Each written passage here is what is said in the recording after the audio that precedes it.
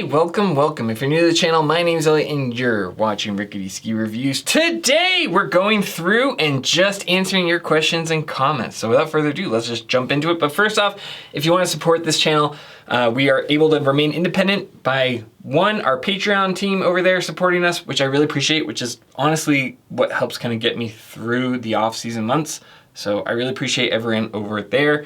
And then two, also we have affiliate links. So if you're shopping for skis, especially now in the off season as things are kind of getting discounted more and more, please consider using those affiliate links. That is a way of you helping the channel stay alive without costing you anything extra. But without further ado, let's just answer your questions, see how many people we can help. I always kind of go into these blind and maybe I should curate this a little bit more.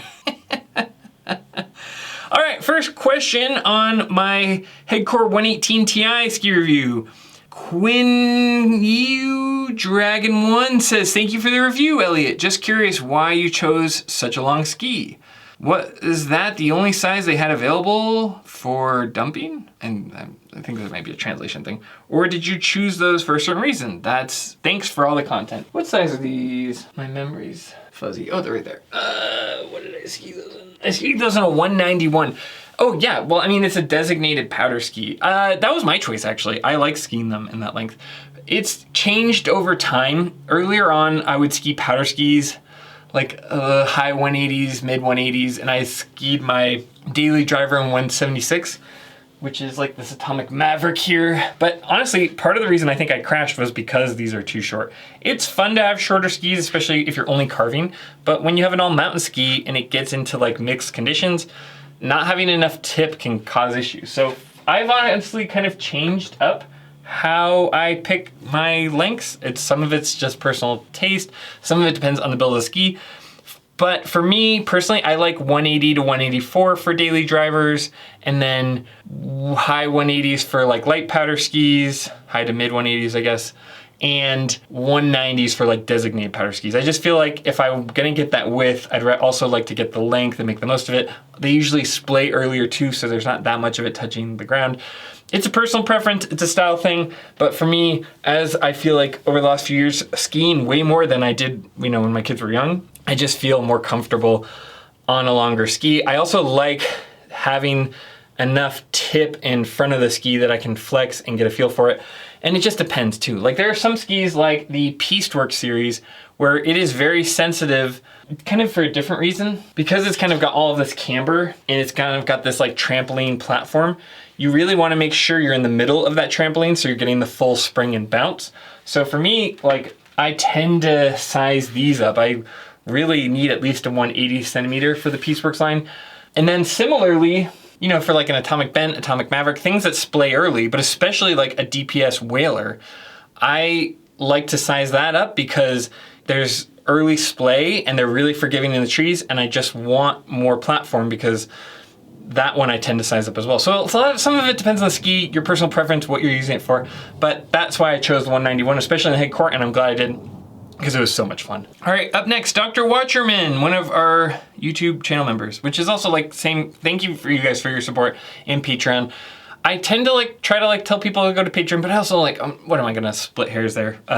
Because Google takes half of the memberships and Patreon doesn't. So, but I appreciate everyone's support in all capacities. I hope that's never lost. So anyway, they're one of our members. They say, great tips. Seems like you got this unlocked. This was how I pack for ski trips without checking a bag in Europe. But a few areas that could be downsized. Noise canceling earbuds instead of over-ear. Oh yeah, that would definitely be smaller. One goggle with multiple lenses. Also, I find that merino wool pants make a great base layer and can be worn around town. I have some of the Icebreaker and Smart Roll. Yeah, these are great tips. I mean, there's always ways that you can kind of cut things down and optimize your packing.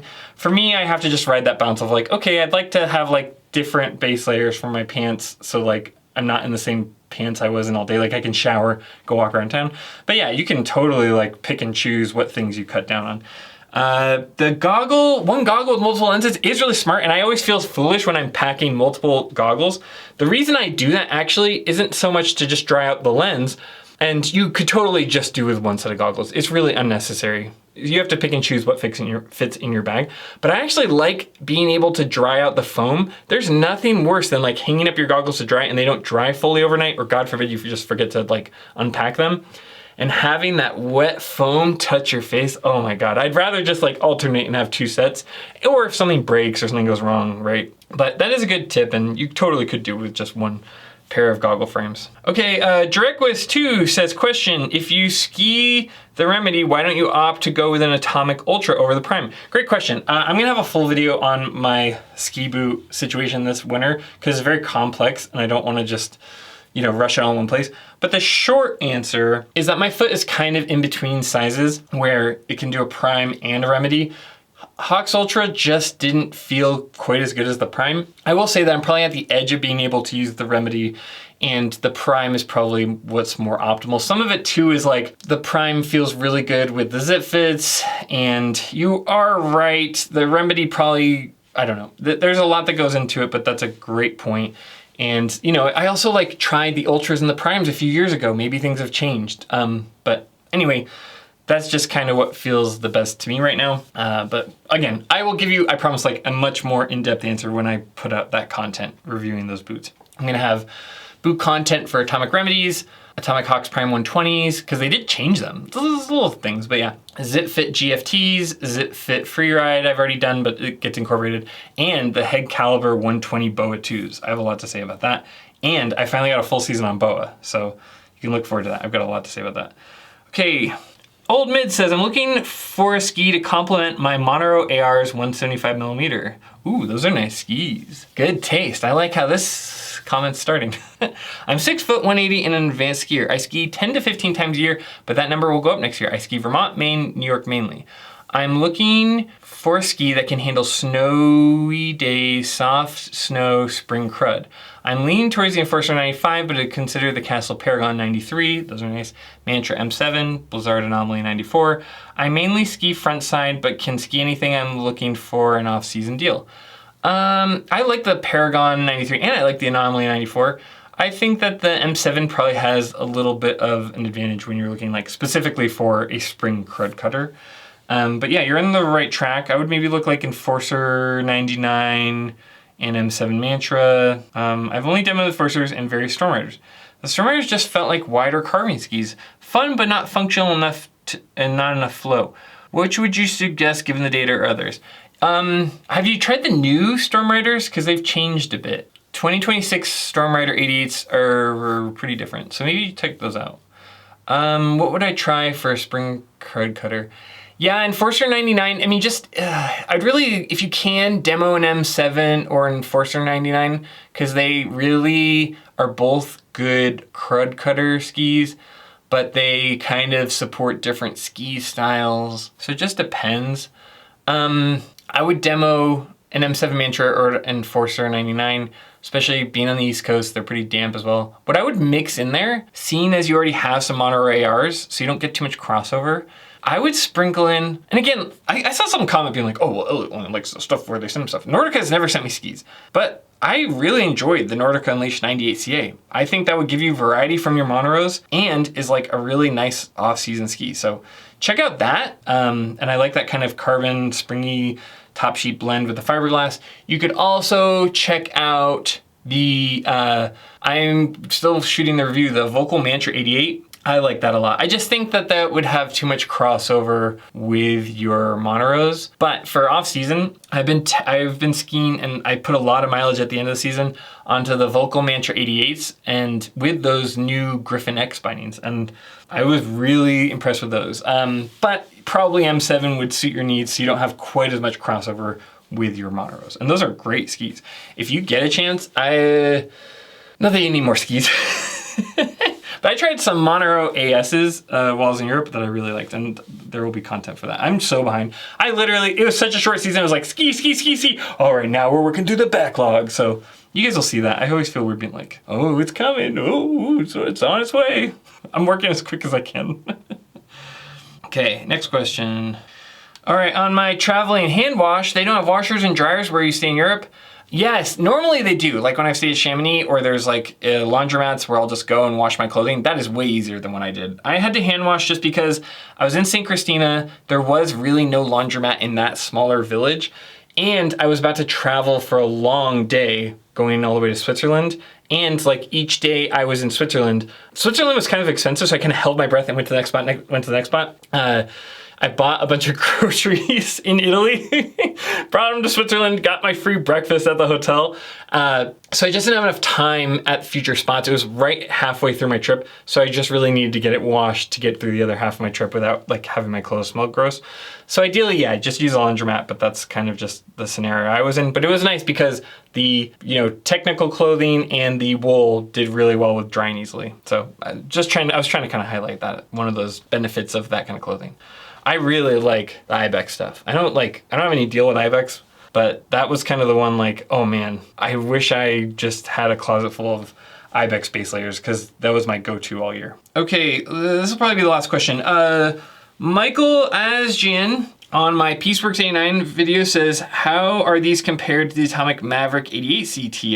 The Maverick 88C Ti and Pisteworks on paper may look similar, but they're in totally different categories. In fact, the Pisteworks probably puts the Maverick 88 down another point. I like the Maverick 88C Ti. I don't like it as much as the Maverick 88 Ti, but I still enjoyed it. It was still like a 9.2. Probably with how good the Pisteworks is, it goes down to like an 8 point something. It's not a very exact science, I'm sorry. The Pisteworks is just so much springier. It's so much more what's the right word? Accurate with its turns. The platform is so much more responsive. It's in a whole different league. The 88C Ti is still a decent daily driver. You can still get around. You can still enjoy your turns. Off trail, it's good.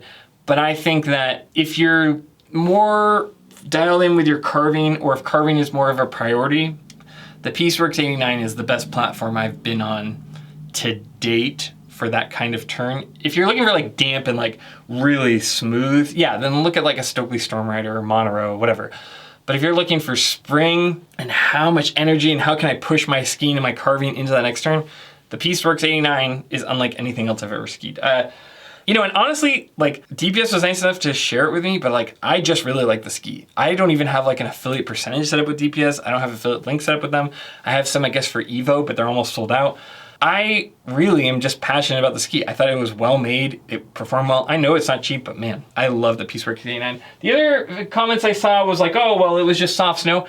I was skiing the Pisteworks 79 all season, so I got a feel for like, what are the limits on the snow conditions? And I can tell you, honestly, the snow conditions did nothing but act as a headwind for the Pisteworks 89. They performed well in spite of the conditions. This was not hero snow, this was, man, like have a confident downhill ski kind of snow. And it also in the morning out in Idaho, I know people aren't always as familiar with the climate.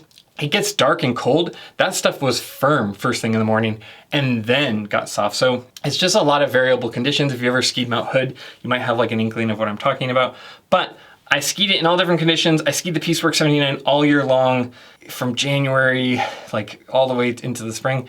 I actually skied the Pisteworks 79 like a couple days before the 89. This was not a situation where the conditions were doing it any kind of favor. Now, again, I'll put more mileage on it next year. I, twist my arm. But I can say confidently that the conditions did not aid that score. This did well in spite of the score. So anyway, that's the end of this video. If you like this kind of content, please consider using those affiliate links in the descriptions. In the description. If you want to support us, we do have our channel Patreon. It's a really great community where people kind of vote, and I'll probably be more active on that as I get caught up on these reviews. I know, I will tend to put surveys, but also it's a really good way of getting a direct line of communication to me. You can also like and subscribe, share it with your friends, but more than anything, just thanks for taking time out of your day to watch my videos. It means a ton to me, and I wouldn't be here without you guys. So hope you have a great day, and of course, I'll see you in the next one. See ya.